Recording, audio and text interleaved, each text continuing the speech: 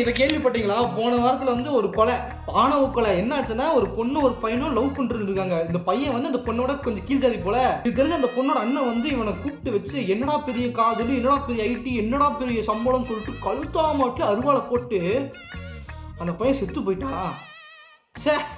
Chat லைஃப்ல போகிற போக்க பார்த்தா இந்த மாதிரி விஷயங்கள் இந்த மாதிரி சொல்கிற அளவுக்கு நார்மலைஸ் பண்ணி விட்ருவாங்க போல். இதில் என்ன, அந்த கொலை பண்ண பையன் வந்து அது அத்லெட்டு போல், இந்த கப்பு மட்டெல்லாம் நிறைய எடுத்து வச்சிருக்கான். இதை பார்த்துட்டு இங்கே பாருங்கள் இவன் எவ்வளோ பெரிய பிளேயராக வந்திருக்கான், இவனை பார்த்து நீங்கள் கொலைகாரன்னு சொல்கிறீங்களே அப்படின்னு கேட்குறாங்க. ஏன்னா கொலைகாரன்னு சொல்லாமல் என்ன குழந்தைய நான் சொல்லுவாங்க இல்லை. அது எப்படா ஒருத்தன் பிறப்பால் ஒருத்தனை விட இன்னொருத்த உயர்ந்தவனாகவும் தாழ்ந்தவனாகவும் இருப்பான். இவனை விட நீ உயர்ந்தவனாக இருக்க, நீ என்ன பண்ண?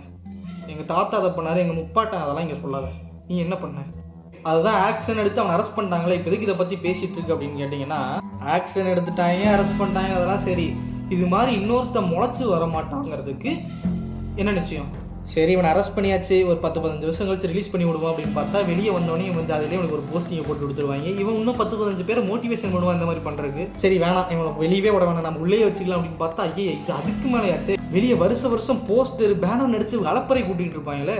பெசா அவன் கதை அப்படியே முடிச்சு விட்ருவான், டெத் சென்டென்ஸ் போட்டுடலான்னு பார்த்தா, ஐயா அது இதோட கருது. வெளியே செலவு வச்சு தியாகி ஆக்கிடுவானுங்க. வருஷம் பரேடு போனால் கூட ஆச்சரியப்படுறதுக்கு இல்லை. இது என்னதான் பண்ணுறது அப்படின்னு பார்த்தா, கடைசி வரைக்கும் இந்த மாதிரி ஆணவ கொலை பண்ணுறவனுக்கு ஃபயர் விட்டுட்டு கொண்டாடுறவன் இருக்கிற வரைக்கும் இந்த மாதிரி ஒருத்தர் இன்ஸ்பயர் ஆகி முளைச்சிக்கிட்டே தான் இருப்பான். அது எப்படா ஆணவ கொலை பண்ணிட்டு ஜெயிலுக்கு போகிறவனெல்லாம் ஒரு தலைவன் மாதிரி, ஒரு எப்படி ஒரு தியாகி மாதிரி ட்ரீட் பண்ணுறீங்க?